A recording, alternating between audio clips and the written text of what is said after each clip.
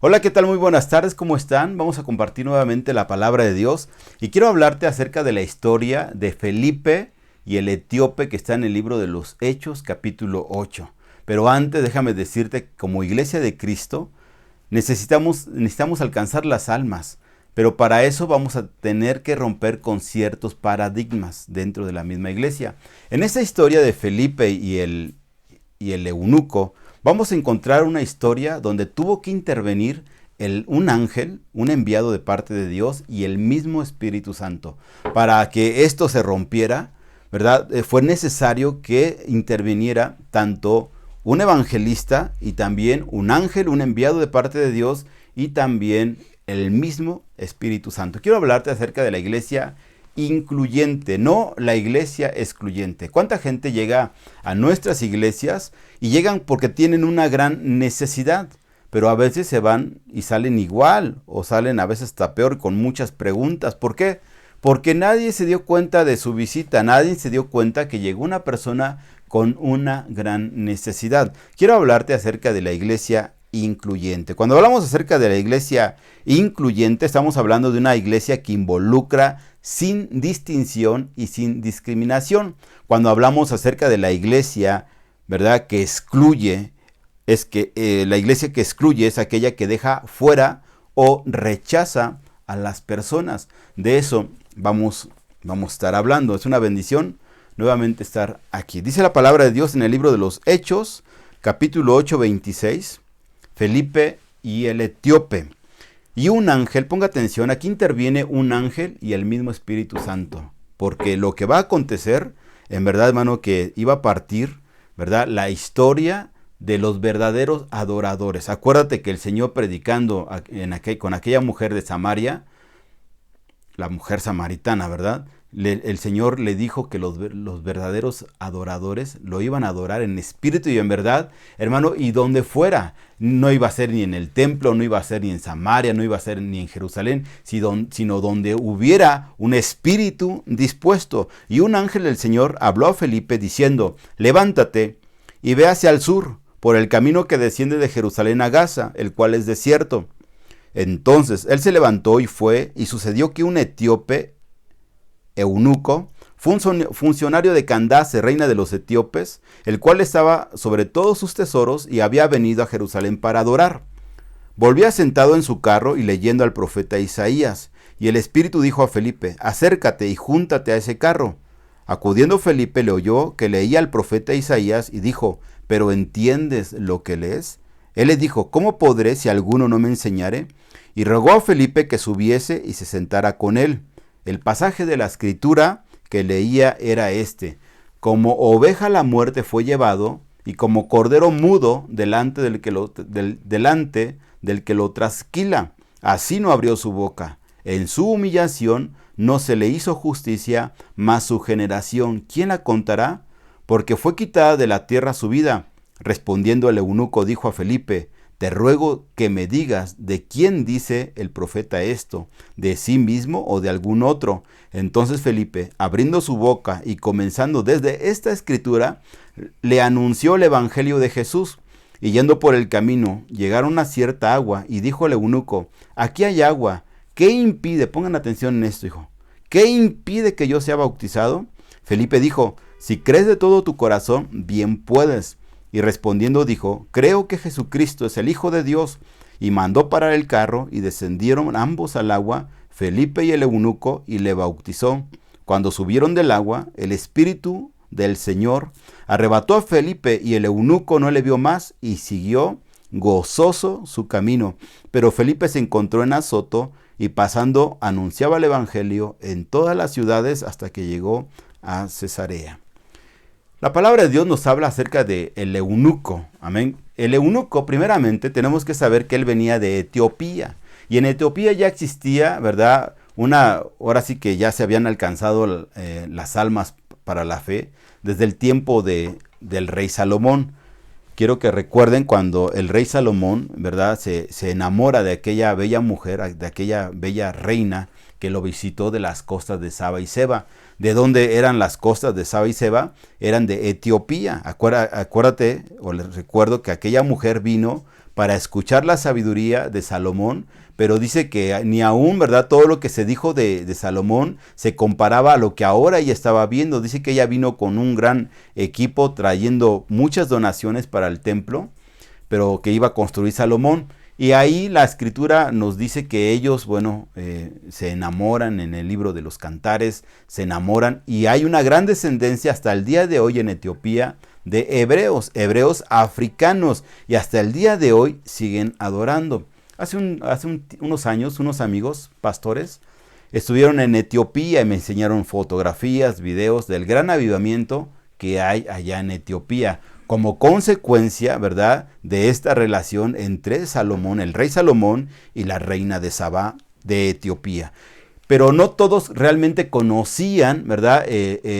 Conocían, vamos a explicarlo de esta manera, había cierto conocimiento y cierta religiosidad, pero realmente no había en ellos existido un cambio. Y quiero hablarte acerca de el eunuco. Primeramente, ¿ustedes saben lo que era un eunuco? ¿Saben lo que era un eunuco? Un eunuco, bueno, ¿no saben? Bueno, les voy a explicar, para eso estoy yo, ¿verdad? Para explicarles. Pues sí. Un eunuco primeramente en aquel tiempo era un africano. Había diferentes tipos de eunucos, pero este era un eunuco africano que desde muy pequeño lo habían, ¿verdad?, dedicado para el servicio para la reina. Todas las reinas en aquel tiempo en Etiopía tenían este nombre de Candace.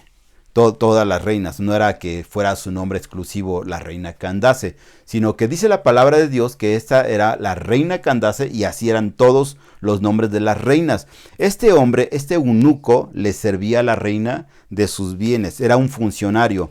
Cuando una familia tenían un hijo que le servía a la reina, era un privilegio para ellos. ¿Por qué? Porque era el que iba a tener más dinero. O sea, tenían una gran ganancia los eunucos, pero el precio era muy alto. El precio era de que no se casaban, no tenían descendencia. Ahora, ¿por qué no tenían descendencia y por qué no se casaban? Porque los genitales de los eunucos cuando eran niños se los cortaban. Imagínate cuando nacían, cuando estaba el negrito, iba a decir, ¿verdad? El morenito, el africanito, cuando estaba pequeñito, pues le trozaban sus partes, ¿sí? Le trozaban, o sea, yo me imagino que era algo muy, muy doloroso, pero desde pequeño se dedicaban para el servicio a la reina Candace. Así era, pero para la familia era como un privilegio y ellos pues se volvían adinerados, los eunucos. También había una cualidad que tenían los eunucos, y esa cualidad era de que cuando tú tienes una voz, tú tienes 11 años, tu voz va a cambiar, ¿sí? ¿Ya se te empiezan a salir gallitos todavía? No, ¿verdad? Sí. Pero cuando tú estabas pasando de la pubertad a tus 16 años, empezaban los gallitos a salir, ¿no? Pero a la hora de hablar. Pero resulta que los eunucos se dieron cuenta de que ellos, cuando eran adultos, seguían hablando como niños. Su voz no cambiaba. Cuando les cortaban sus genitales a los niños, había cierto comportamiento aún en su carácter. Eran más mansos, ¿verdad? También a lo mejor lo que se tenía que desarrollar en su vida, en su cuerpo, no se desarrollaba en totalidad. Y algo que observaban en estos niños eunucos es de que ellos cantaban, así fueran ya adultos, viejos, ellos seguían cantando como niños. Cantaban como niños. Ahora, si había niños que cantaban muy bonito y para que ellos conservaran esa voz tan bonita de niños, a veces les tenían que cortar sus genitales para que ellos siguieran cantando como niños. Esa práctica fue en el siglo XVI al XVIII.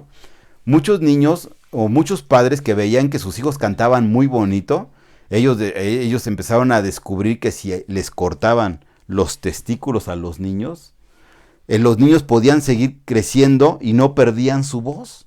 Seguían hablando y a ellos se les conoció como los castrati. Hasta el siglo XVIII hubo esa práctica, tanto que, imagínate, en el siglo XVI no había la tecnología, la medicina como ahora la hay. a los niños los drogaban para cortarles sus genitales, los drogaban o hasta los ahorcaban apretándoles una vena del cuello y los apretaban así como si los estuvieran ahorcando. El niño se desmayaba, aparte lo drogaban y le cortaban. O sea, muchos niños morían. Pero a veces era la ambición de los padres, porque el niño cantaba muy bien, y para que el niño siguiera cantando de esa manera, el niño ya hasta que lo operaban, a veces los niños morían hasta desangrados por esta práctica, pero a veces el niño se curaba, claro, sin sus testículos. Crecía el niño y al niño no le cambiaba su voz.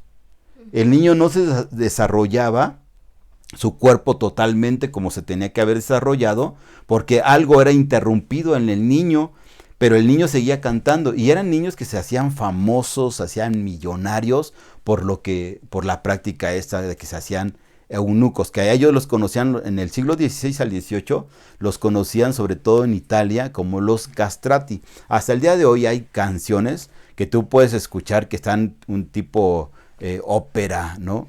Los sopranos cantando, y resulta que tú piensas que es un niño y no, es un adulto. Es un adulto que está cantando con una voz, con unos agudos increíbles, y son adultos. Bueno, este era un eunuco, pero este eunuco era un eunuco adinerado. Dice la palabra de Dios, donde aquí en esta historia interviene un ángel y el espíritu de Dios. Dice en el versículo 29, y el espíritu dijo a Felipe, acércate y júntate a ese carro. Acudiendo Felipe le oyó que leía el profeta Isaías y dijo, ¿pero entiendes lo que lees? El eunuco había ido a adorar al templo, pero él salió con preguntas, o sea, no salió contento, no salió gozoso, simplemente fue a hacer una práctica religiosa, ¿verdad? Que él había escuchado en Etiopía. Ahora, salió de Etiopía hasta Jerusalén, o sea que se llevó pues a lo mejor un par de meses en llegar desde Etiopía, o a lo mejor, no sé, 2 meses, 3 meses, en llegar hasta Jerusalén para adorar. Y él llegó a adorar a Jerusalén, pero se encontró con algunos impedimentos. ¿Y cuáles fueron esos impedimentos? Que en la ley de Moisés dice que una persona que tenga emputado, quiere decir trozado, sus genitales, no iban a poder entrar al templo. Bueno, por ser gentiles, no podías entrar al templo a adorar. Simplemente había un lugar para que los gentiles se acercaran al templo y no podían rebasar. Había un límite, había un espacio únicamente para que tú te acercaras como de lejos, como los etíopes, a lo mejor otra persona de otra nacionalidad, vienen a ser como gentiles y ellos no se podían acercar. Ahora, no se podían acercar los gentiles al templo. Ahora los eunucos, mucho menos.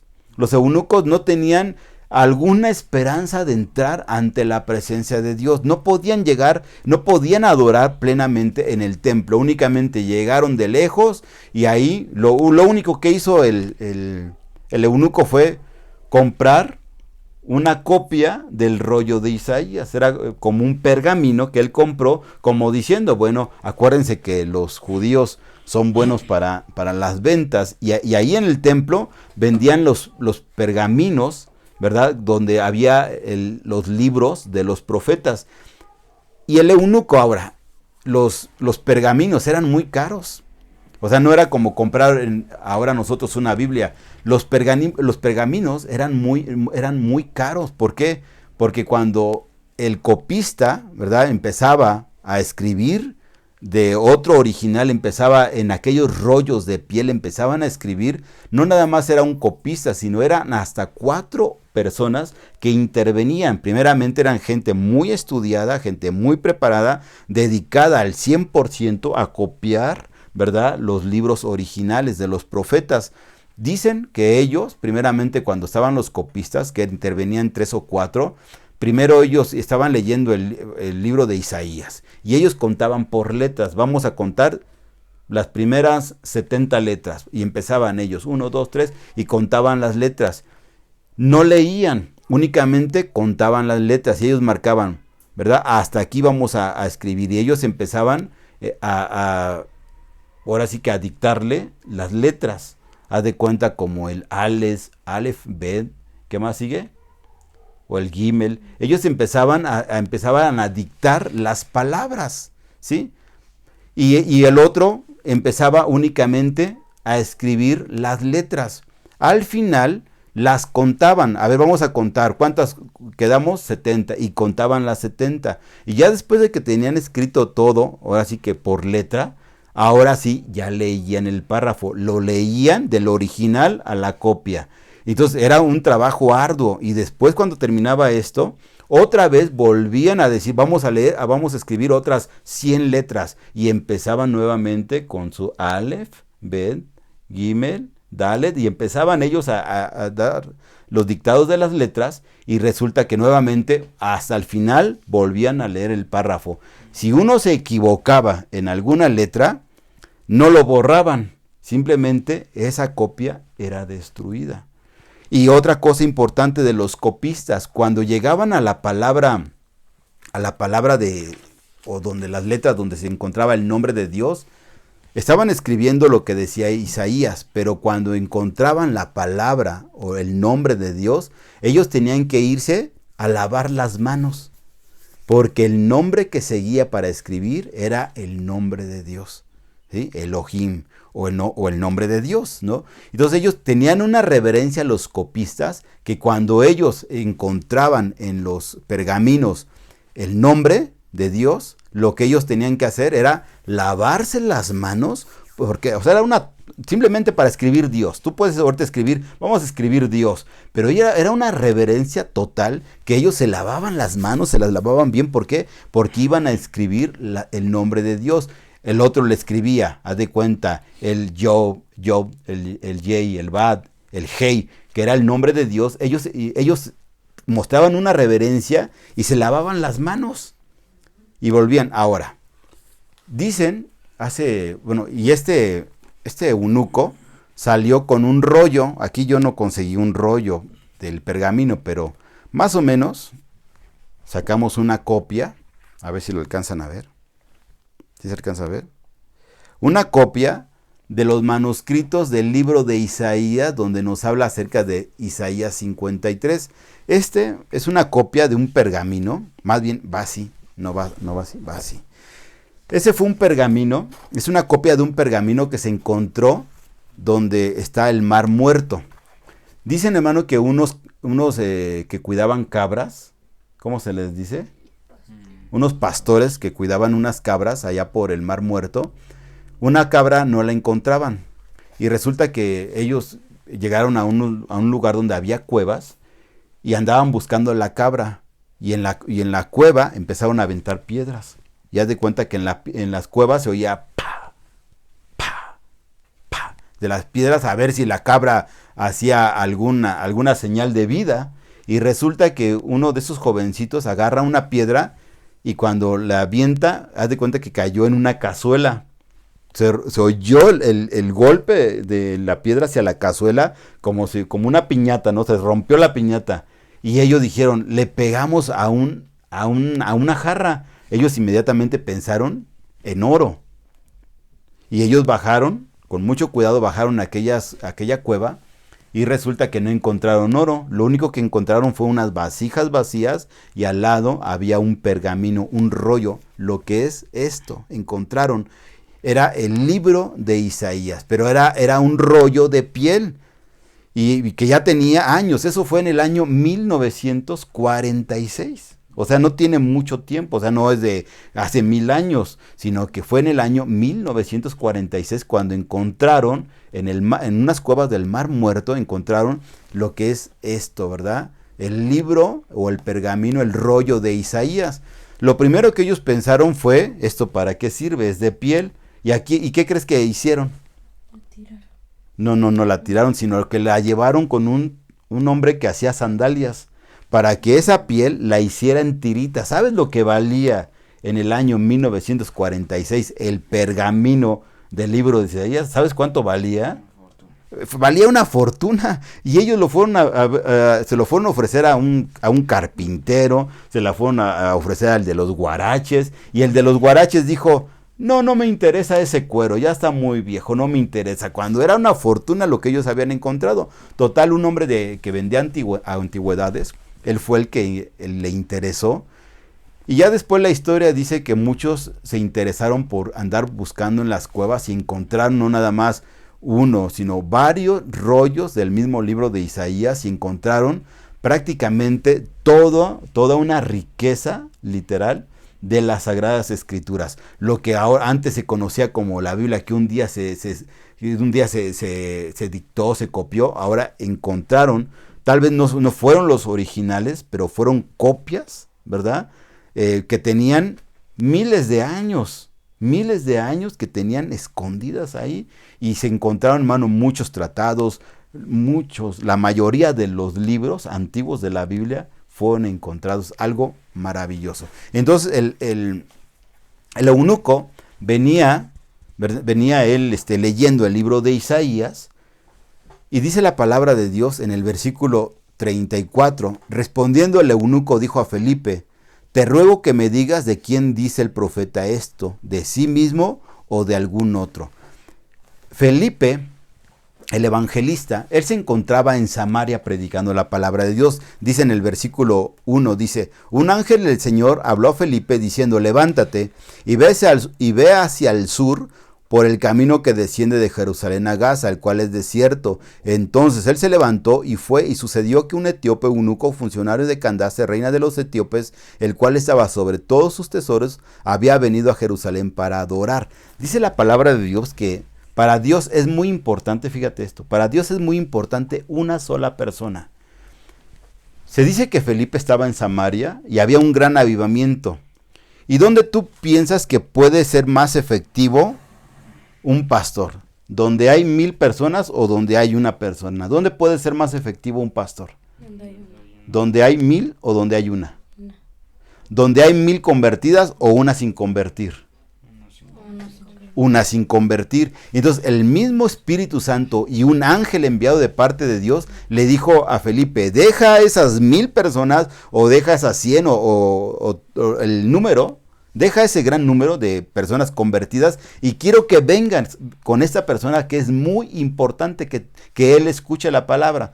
Dice la palabra de Dios, hermano, en el versículo que ya leímos en el 34, respondiendo el eunuco dijo a Felipe, te ruego que me digas de quién dice el profeta esto, de sí mismo o de algún otro. Ya había en el etíope, en el eunuco, ya había, ¿verdad?, un corazón abierto para recibir la palabra de Dios. Entonces Felipe, abriendo su boca y comenzando desde esta escritura, le anunció el evangelio de Jesús. Y yendo por el camino llegaron a cierta agua y dijo el eunuco, aquí hay agua, ¿qué impide que yo sea bautizado? Entonces quiero que entiendan esto. Cuando el eunuco llegó al templo para adorar, algo le impidió la entrada. Le impidió que era gentil y le impidió que sus genitales habían sido cortados, ¿sí? Entonces cuando llega el eunuco a Jerusalén para adorar, había un impedimento. Tú no puedes entrar aquí, tú no puedes, o sea, encontró una iglesia excluyente, no incluyente, excluyente, ¿sí? Entonces, hermano, el eunuco se regresó igual. Él fue a adorar y salió igual o hasta peor. Nada más se compró un rollo de Isaías y ahí venía leyendo. Pero cuando Felipe le empieza a predicar, él se llena de alegría y de gozo y dice, aquí hay agua, ¿qué impide? ¿Qué impide que yo sea bautizado? ¿Sí me explicó? Allá me encontré con una barrera. Allá me encontré donde había una gente que estaba excluyendo, me estaba apartando. Pero ahora tú me estás hablando de un Cristo diferente, me estás hablando de Jesús, de una persona que me puede recibir, no importando mi color de piel, no importando mi nacionalidad. La palabra de Dios dice que somos bautizados en un mismo espíritu. Dice que no importa si eres rico, eres pobre, o eres esclavo, eres libre. Cuando somos bautizados en un mismo espíritu. Y el eunuco le dice, aquí hay agua, aquí, ¿qué me puede impedir? Ahora, ¿qué me puede impedir? Nada. Únicamente Felipe le dijo, si crees de todo tu corazón, bien puedes. Respondiendo dijo, creo que Jesucristo es el Hijo de Dios, y mandó parar el carro, y descendieron ambos al agua, Felipe y el eunuco, y le bautizó. Pongan atención en esto. Cuando subieron del agua, el Espíritu del Señor arrebató a Felipe, y el eunuco no le vio más, y siguió, ¿qué? Gozoso su camino. Ahora sí, gozoso su camino. Hace tiempo estaba yo en una iglesia, no quiero decir qué iglesia para que no se me vayan a ofender, pero estaba visitando una iglesia y la música estaba muy bonita, muy padre la música, pero era de ese tipo de música que te invita a moverte, ¿no? Así como a danzar. Dicen por ahí que si el niño es risueño y todavía tú le das sonaja, pues peor, ¿no? Pues en esta iglesia estaba la alabanza bien padre, pero esa alabanza que te motiva, no que te quedes así, ¿no? Que te muevas, la música hace que te muevas, pues esta música era que te invitaba a que tus piecitos se te movieran. Claro que todo el mundo únicamente estábamos allá aplaudiendo, pero entre las 1000 o un poquito más de personas que estábamos en ese lugar cantando, en medio de ese lugar, una familia empezó a danzar. Yo me imagino que eran unos invitados o fueron por primera vez, pero una familia al escuchar la música empezaron todos a brincar y a danzar, llenos de alegría, pero dieron la orden no de que los aplacaran, sino que se salieran de ese lugar. Nosotros estábamos atrás de ellos, no sé si a 1 o 2 o 3 filas estábamos atrás de esta familia, pero hubieran visto el rostro de esta gente, avergonzados cuando se acercaron 2 discípulos y les dijeron: fuera, aquí ustedes no caben, aquí ustedes no son recibidos.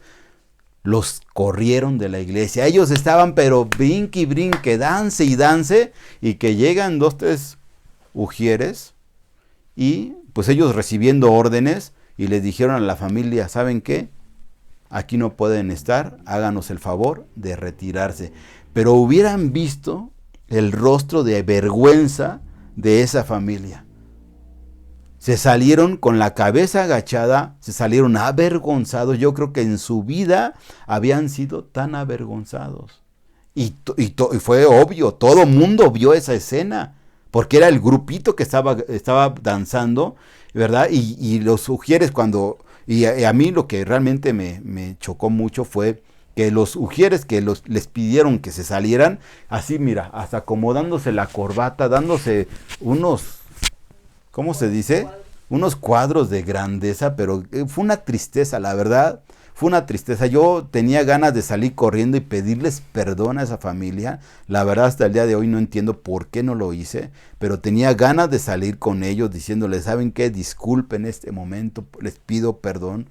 No tenía por qué suceder esto, pero en ese momento hasta los pastores así como diciendo: aquí se hace lo que mis chicharrones truenan, aquí se hace lo que yo digo. Pero la verdad fue una tristeza que alguien le haga eso, que alguien haga eso. Es una tristeza muy feo, y sobre todo dentro de una iglesia de Cristo. Yo sé que tenemos políticas, yo sé que tenemos ciertas costumbres, pero estoy seguro que en el cielo vamos a danzar. De eso estoy seguro, porque Jesús fue judío. Y los judíos danzan, y allá en el cielo va a haber judíos. Y yo estoy seguro que lo primero que nos vamos a topar en el cielo, que va a haber las grandes alabanzas, los ángeles cantando, y vamos a llegar allá a gozarnos. No vamos a llegar así si aplaudimos, no. Yo creo que allá nos vamos a gozar. Encontramos una iglesia excluyente. Y como ya te había leído, la iglesia excluyente que deja fuera o rechaza. Una iglesia incluyente es aquella que involucra sin distinción, sin discriminación. Entonces, el etíope dijo: ¿qué impide? Aquí hay agua. ¿Qué impide para que yo sea bautizado? Nada. Nada te impide. Únicamente tú crees de todo tu corazón. Si tú crees de todo corazón, y el eunuco hasta lo interrumpió, le dijo a Felipe: sí, creo que Jesús es el Hijo de Dios. Y entonces, hermano, fue bautizado el eunuco, porque mira, con Cristo Jesús no hay ningún impedimento. Jesucristo no te rechaza. No importa nuestro color de piel, no importa nuestra nacionalidad, no importa tu condición económica, no importa. Jesucristo no cierra la puerta. Todos son bienvenidos, ¿verdad?, a la iglesia de Cristo. A veces nosotros decimos o tachamos, etiquetamos a las personas, ¿verdad? La calificamos a la gente. Esta persona es así, ustedes no son bien recibidos. A veces la gente llega a nuestras iglesias y viene por una respuesta y a veces no la encuentra. ¿Por qué? Porque encuentra en nuestras iglesias ciertos grupos donde ellos no pueden encajar. Hay gente que viene con sus necesidades y así como llega, se va y nadie se dio cuenta que llegó un joven por primera vez a la iglesia. Ha pasado, ¿sí? Que llega un joven y los demás jóvenes en la iglesia, ellos bromean, ellos se juntan y nadie se le acerca a ese joven. Llegan matrimonios y las hermanas platicando en su grupito, los varones en su grupo y llega gente y al pastor, la hermana de toda la vida lo aborda al final. Pastor, fíjese que los mismos problemas de toda la vida abordan a los pastores y el pastor quiere despedirse y se da cuenta el pastor que aquella persona, así como entró, se salió. ¿Cómo se llamaba la persona? No lo sabemos, no lo sabemos. ¿Cómo se llamaba aquel joven? No lo sabemos porque a nadie le interesó. ¿Por qué? Porque ya somos un grupo. Porque ya tenemos un grupo y nos cuidamos y ahora nadie es bienvenido a nuestro grupo. Dice en el libro, ya para terminar, el pasaje de la escritura que leía era este. Como oveja a la muerte fue llevado y como cordero mudo delante del que lo trasquila. Así no abrió su boca. En su humillación no se hizo justicia. Mas su generación, ¿quién la contará? ¿Quién contará la generación de Jesús? ¿Quién la contará? ¿Sí? Es como les había platicado de Caín y Abel. ¿Sí? Que Caín tuvo descendencia. ¿Abel tuvo descendencia? No tuvo descendencia. Y uno de los peores pecados de Caín, de haberle quitado la vida a su hermano Abel, no es de que le quitó, como lo hemos dicho, no le quitó la vida a su hermano únicamente, sino que mató también a toda una generación. ¿Sí? Mató a toda una generación.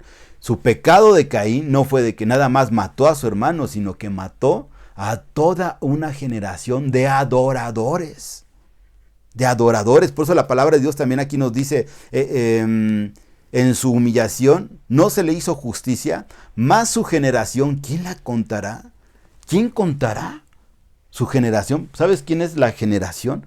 Somos nosotros, son ustedes la generación, los verdaderos adoradores, donde no es necesario ir al templo a adorar, ¿sí? No es ni en Samaria, no es ni en Jerusalén, sino es aquí adentro. Los verdaderos adoradores aquí están, en espíritu y en verdad. Ustedes son esa generación y el enemigo se va a enojar en contra de uno y nos quiere cerrar la puerta para que no entremos al gozo de Dios, mis hermanos, pero nosotros hoy tenemos que tomar la decisión de volvernos verdaderos adoradores en espíritu y en verdad. Ahora sí, Salma, canta esa alabanza, la que íbamos a cantar. Bueno, disculpen porque no estaba preparada la pista. No estaba preparada la pista. Bueno, para la próxima cantamos. Ya me hicieron que a la próxima. Vamos a despedirnos. ¿Qué les parece? ¿Oramos, hijos? Sí. Ah, no, es que no lo hablé con Salma, ¿verdad? Con tu mamá. Acérquense. Acérquense. Vamos a orar. Vamos a orar y acuérdate que Jesús no le cierra la puerta a nadie. No sé cuál sea tu condición. No sé cuál sea algún impedimento que tú crees que tú tienes para acercarte a Dios, vergüenza, culpa, pecado. Dios no cierra la puerta, Él no te cierra la puerta. En Cristo Jesús eres bienvenido. Vamos a orar. Padre Dios, te damos muchas gracias, Dios. Te damos y te adoramos, Dios. Ayúdanos, Dios, para convertirnos en esos verdaderos adoradores en espíritu y en verdad.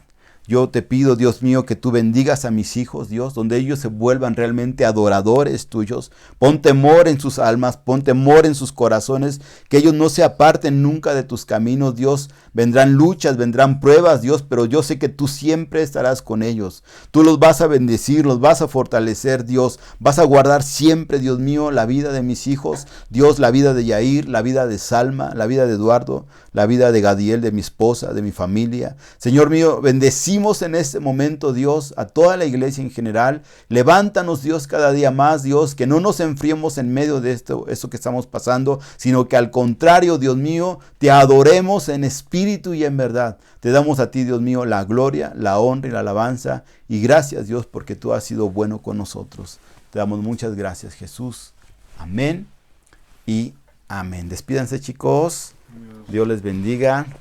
Cristo vive. Amén.